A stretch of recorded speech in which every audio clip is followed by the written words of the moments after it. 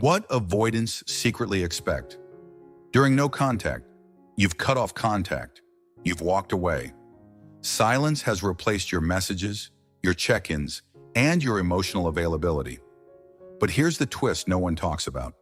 Avoidants, the people who seem emotionally unavailable, indifferent, or even cold, are not as unaffected as they appear.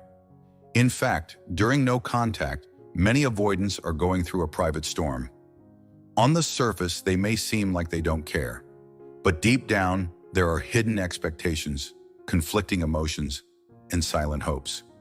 Let's dive into what avoidants secretly expect during no contact, because it's far more complicated than you think. First, understand this. Avoidants don't usually process emotions in real time.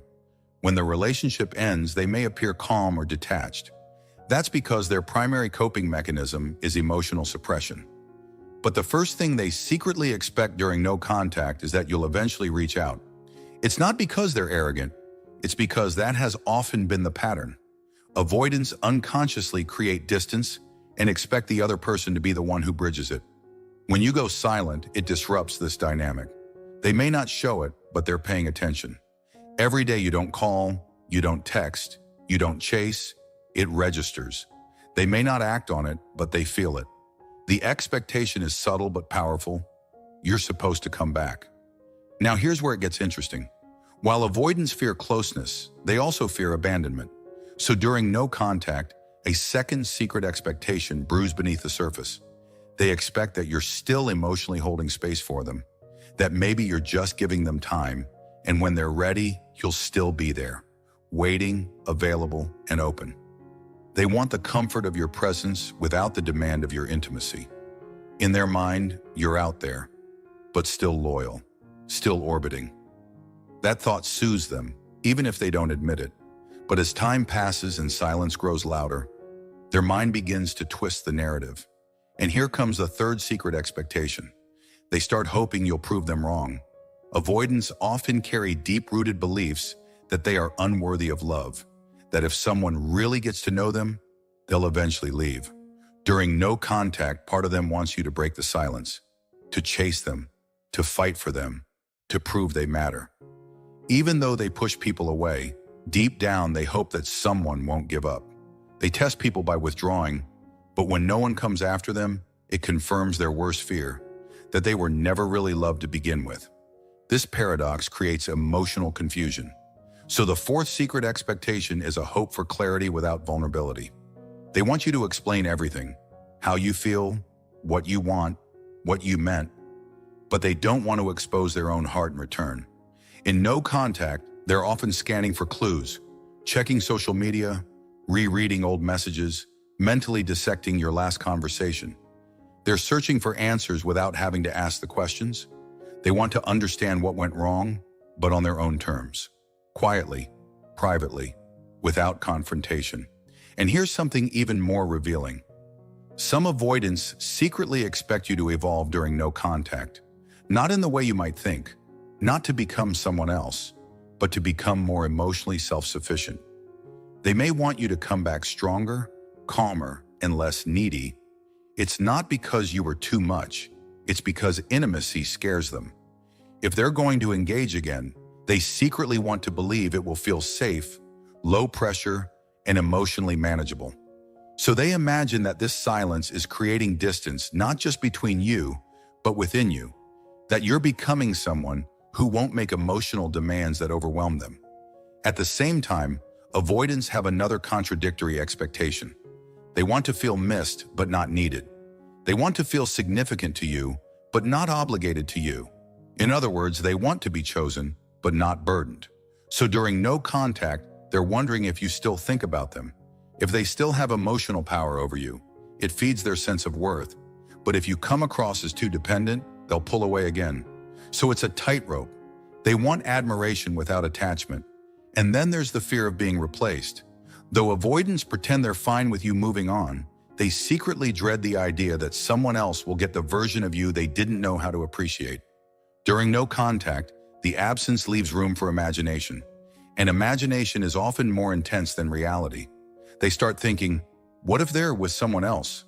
What if that person understands them better? What if I pushed away the one person who truly loved me?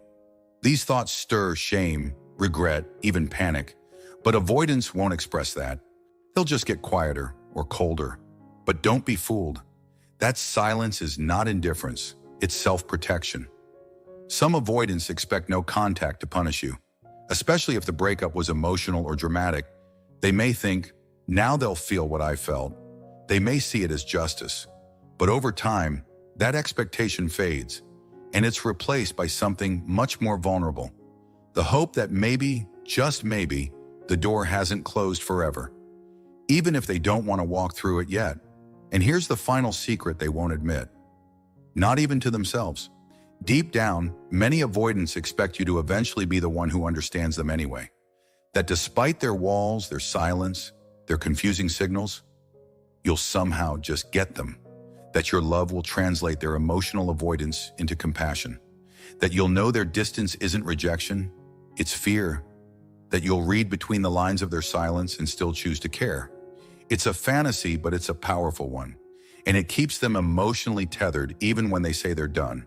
So what can you do with this knowledge? Here's the key. Stop trying to be what the avoidant expects and start becoming what you need. The more you try to meet their unspoken expectations, the more you abandon yourself. No contact isn't a strategy to win them back. It's a space for you to reconnect with your own worth. Because when you stop chasing, when you stop performing for their comfort, something shifts. You regain your power. And that's the one thing avoidants never expect. That you'll grow so much in the silence, you'll no longer need their noise. If they come back, it won't be because you fulfilled their secret expectations. It will be because you broke the pattern. You stepped out of the dynamic. You made them feel your absence. Not with anger or punishment, but with peace. And that peace, ironically, is what triggers them most. Because for once, they're not running from you. They're just watching you walk away and realizing they might never be the same again. If this video resonated with you, take a deep breath. You're not alone.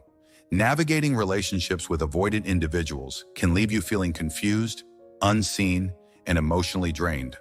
But the silence you choose now isn't empty. It's powerful. It's where healing begins, not for them, but for you.